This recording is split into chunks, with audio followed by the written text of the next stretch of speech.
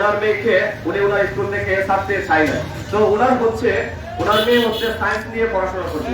ওই সায়েন্স বিভাগটা ওনার স্কুলে নাই, কিন্তু মহিলার ইচ্ছা হলো আমার মেয়ে যেহেতু সায়েন্স নিয়ে পড়াশোনা করবে, মেধাবী স্টুডেন্ট, ওনাকে আমি আপনাদের পড়াশোনা করাবো।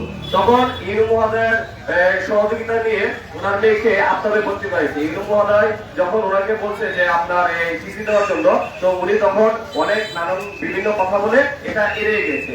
আমি জানি না যে ওইটা সূত্র ধরে কি হয়তো বা ইনু স্যারের বিরুদ্ধে উনি জটিকা মানববন্ধন করছে কিনা। তবে আমি যেটা মনে করি যে বাজিতপুরে আমাদের মাননীয় ইউনিয়ন অফিসার পারাশিদ্দিন এনাম যে ভূমিকা রাখছে, আমাদের বাজিতপুরবাসী আমরা জানি, আমরা বাজিতপুরবাসী কেমন, আমাদের বাজিতপুরবাসীকে কোনো দুর্ঘটনা ঘটতে দেয় নাই। কৈলাক এবং কৈলাকপুর পৌরসভার যে ঝগড়া, উনি নিজে আহত হয়ে উনি প্রতিহত করেছে, দুই পক্ষকে মিলিয়ে দিয়েছে যাতে কোনো মারান না হয়, যাতে কোনো বড় ধরনের দুর্ঘটনা না হয়। এছাড়াও আমাদের ইউনিয়ন স্যার, আমরা সাধারণ মানুষের যদি আমরা দেখা করতে চাই, তখন আমাদের ইউনিয়ন স্যার বিকালে দুপুরে খাবার না খেয়েও 3টা-4টা পর্যন্ত অফিস করে আমাদের প্রত্যেককে সময় দেয়। আমি জানি না এরকম ইউনিয়ন স্যার আমরা পাবো কিনা, আমরা সাধারণ মানুষ জায়গা করতে পারবো কিনা। উনি রাত দিনই পরিশ্রম করে, যেমন পরিশ্রম করে বাজার শুরু হলে আগুন লাগছে, রাত 2টা বাজে ইউনিয়ন স্যার ছুটে আসছে। তো এই ইউনিয়ন স্যার মানুষের পাশে সবসময় দাঁড়াচ্ছে, বাজিতপুরকে কিভাবে একত্রিত করা যায়, সংঘর্ষ যাতে না হয়, বিভিন্ন রাজনৈতিক দলের সাথে, ছাত্র প্রতিনিধিদের সাথে, সবার সাথে বৈশা বাজিতপুরের পরিবেশটা সুন্দর রাখার ব্যবস্থা উনি সবসময় পরিশ্রম করে যাচ্ছে।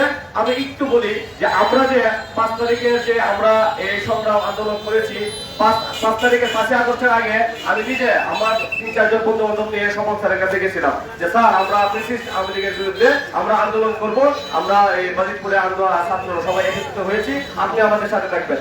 উনি কিন্তু আমাদেরকে সাথে আসে নাই, উনি বলছে যে তোমরা করো আমি আসি, শুধু এই কথাটাই বলে উনি আমাদের সাথে অংশগ্রহণ করে না। তো আজকে দেখা গেছে কি বিভিন্ন স্বার্থের জন্য যারা আরেকজনের নাম বলে আমি যে আমাদের যে এনসিপি সভাপতি মামলা, ওনাদের কিসের স্বার্থের এতদিন ভালো ছিল, হঠাৎ করে ওনাদের কিসের স্বার্থের আঘাত করলো যে উনি তীব্র প্রতিবাদের মধ্যে সামিল হয়ে গেছে, সেটা আপনাদের কাছে প্রশ্ন। আপনাদের সাংবাদিক ভাইদেরকে অনুরোধ করি আপনারা সত্য প্রকাশ করেন, আর কারো বিরুদ্ধে প্রমাণ ছাড়া মানববন্ধন এবং একজন অফিসারের মান সম্মান শূন্য করার জন্য এর জন্য আপনারা পত্রবিদ্ধ করবেন, ওনাদেরকে বলবেন অবশ্যই প্রমাণ দেওয়ার জন্য। তো যাই হোক, আমরা আমাদের পারাশিদ্দিন এনাম স্যার উনি একজন ভালো মানুষ, ওনার মতো ইউনিয়ন আমরা পেয়ে আমরা গর্বিত। আমাদের বাজিতপুরে ওনার অনেক অবদান রয়েছে, আর ওনার প্রতি কৃতজ্ঞতার দিক থেকে আমরা বাজিতপুরের ছাত্র সমাজ, সাধারণ জনগণ আজকে এই প্রতিবাদ নিজের মূল্যবোধ থেকে, বিবেক থেকে আমরা নিজস্ব ভাবে এই প্রতিবাদ আয়োজন করেছি। আপনারা সকলে সুস্বাস্থ্য কামনা করে আমি আমার একটা কথা আপনি বললেন জটিকা মানববন্ধন, এটার ব্যাখ্যা করে নিচ্ছি। জটিকা মানববন্ধন আমরা যেটা দেখেছি যে এই 1 মিনিটের মতো ওনারা জড়ো হয়ে তাড়াহুড়া করে চলে গেছে, এটাকে আমরা মনে করলাম যে জটিকা মানববন্ধন। আর আজকে আপনারা দেখছেন, আপনারা নিজেই প্রমাণ, আমরা কতক্ষণ ধরে দাঁড়িয়েছি, লোকজন দাঁড়াচ্ছে, লোকজন যাচ্ছে। ইউনিয়ন স্যারকে মানুষ, সাধারণ মানুষ ভালোবাসে বলে আজকে সাধারণ জনগণ দাঁড়াইছে। আপনাদের এই মুহূর্তে 20 মিনিটের ওভার হয়ে গেছে যে প্রত্যেকে দাঁড়িয়ে আছে, কেউ কিন্তু চাই না।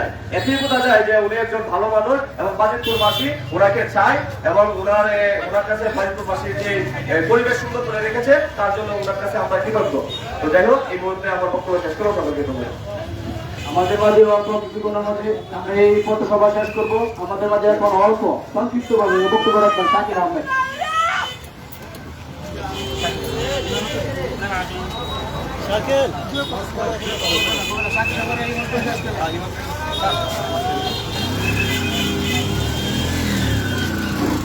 বিসমিল্লাহির রহমানির রহিম।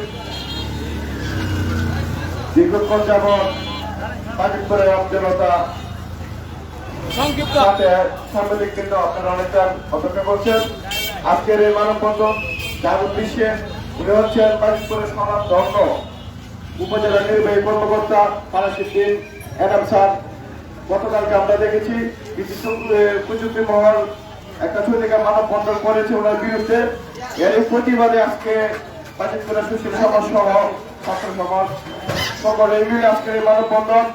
এই মানববন্ধনে একটা কথাই বলতে চাই, যখন বাজিতপুর বাজার টমটম করে কেটেছিল কৈলাগার পৌরসভা সরকায়, সেদিন কিন্তু আপনারা সুশীল সমাজ চুপ করে বসেছিলেন। সেই সময় বাজিতপুরের মহোদয় নিজে আহত হয়েও এই বাজিতপুরকে রক্ষার স্বার্থে রাত দিন পরিশ্রম করে এই বাজিতপুরকে রক্ষা করেছে। কোনো রক্তাক্ত হতে দেয় নাই, কোনো মার্ডার হতে দেয় নাই। আজকে আপনারা কেন তার বিরুদ্ধে এই মিথ্যা মানববন্ধন করেছেন? আপনাদের কাছে জবাব চাই।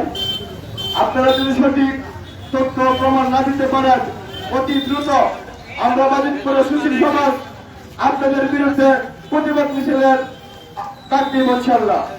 এই বলে আমি আমার বক্তব্য শেষ করলাম। আসসালামু আলাইকুম। শেষ করে